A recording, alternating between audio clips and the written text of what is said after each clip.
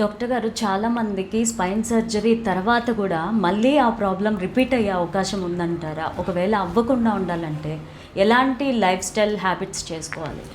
ఒకసారి ఒక పేషెంట్కి స్పైన్ సర్జరీ అయిన తర్వాత మళ్ళీ అదే ప్రాబ్లమ్స్ వస్తాయంటే ఎస్, వచ్చే ఛాన్సెస్ అయితే ఉన్నాయండి. ఇప్పుడు డైలీ ప్రాక్టీస్లో మోస్ట్ కామన్ స్పైన్ సమస్యలు వచ్చేసి డిస్క్ ప్రొలాప్స్ లేదా ఈ స్పైనల్ స్టినోసిస్ అంటుంటారు. వాళ్ళలో ఏంటంటే ఒకసారి డిస్క్ ప్రొలాప్స్ వచ్చిన తర్వాత సర్జరీ చేసిన తర్వాత ఏ సర్జరీ అయినా అవ్వండి, అది కీహోల్ సర్జరీ అవ్వచ్చు, లేదా మినిమల్ ఇన్వేసివ్ సర్జరీ అవ్వచ్చు, లేదా ఓపెన్ సర్జరీ ఏదైనా అవ్వచ్చు. ఒకసారి చేసిన తర్వాత మళ్ళీ అదే లెవెల్లో ప్రాబ్లం వచ్చే ఛాన్స్ అయితే ఉంటుంది. ఇప్పుడు ఫర్ ఎగ్జాంపుల్ మనం డిస్కెక్టమీ తీసుకున్నాము. డిస్కెక్టమీ పేషెంట్స్కి ఏంటంటే మనం ఇంట్రా ఆపరేటివ్ అంటే ఆపరేషన్ అప్పుడు ఆ డిస్క్ ఏదైతే బయటకు వస్తుందో బయటకు వచ్చి ఆ కాలికి పోయే నరాన్ని ప్రెస్ చేస్తుంటుంది, ఆ పార్ట్ని తీస్తాం. దాంతోపాటు కొన్ని లూజ్ ఫ్రాగ్మెంట్స్ ఏవైతే ఉంటాయో అవి తీస్తాం. Most of the instances complete disc removal అనేది ఐ డోంట్ పర్సనలీ అడ్వైస్.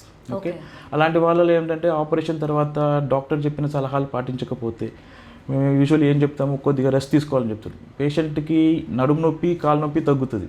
తగ్గిన వెంటనే they try to return to their work తొందరగా. అలాంటి వాళ్ళల్లో ప్రాపర్ రెస్ట్ లేకపోవడం వల్ల, లేకపోతే అక్కడ మనం చేసిన సర్జరీ యొక్క గాయం ఇంకా మానక ముందు వాళ్ళు ఎర్లీ రిటర్న్ టు వర్క్ ఉన్నప్పుడు మళ్ళీ అదే లెవెల్లో డిస్క్ ప్రొలాప్స్ అంటే రికరెంట్ డిస్క్ ప్రొలాప్స్ అంటారు. రికరెంట్ డిస్క్ ప్రొలాప్స్ వచ్చే ఛాన్సెస్ ఉన్నాయి. మనము లిటరేచర్లో సెర్చ్ చేసిన ఈ రికరెంట్ డిస్క్ ప్రొలాప్స్ రేట్స్ అనేది చూస్తే it will be somewhere around 5 to 10% అండి. ఈవెన్ ఎవరు చేసినా, even with well experience spine surgery చేసినా ఆ రికరెంట్ డిస్క్ ప్రొలాప్స్ అనేది వీ కాన్ కంప్లీట్లీ అవాయిడ్. అదొక రీజన్. ఇంకొక రీజన్ ఏంటంటే usually we'll advise rest for 3 to 4 weeks.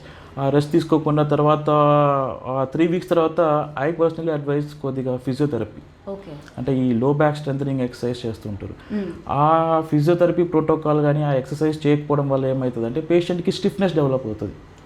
So వాళ్ళు నడవాలన్నా కూడా ఈ నడుము అంతా స్టిఫ్గా పెట్టుకొని నడుస్తూ ఉంటారు. So proper exercises post surgery అయినా అవి చేయకపోతే ఈ స్టిఫ్నెస్ అనేది ఉంటుంది.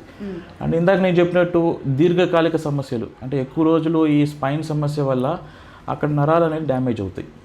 ఒక్కసారి నరం అనేది డ్యామేజ్ అయిన తర్వాత మనం సర్జరీ చేసిన తర్వాత కూడా కొద్దిగా రెసిడ్యువల్ పెయిన్ అనేది అయితే ఉంటుంది. అందుకే నేను చెప్పేది early diagnosis and early treatment is the key to the success for spine surgery.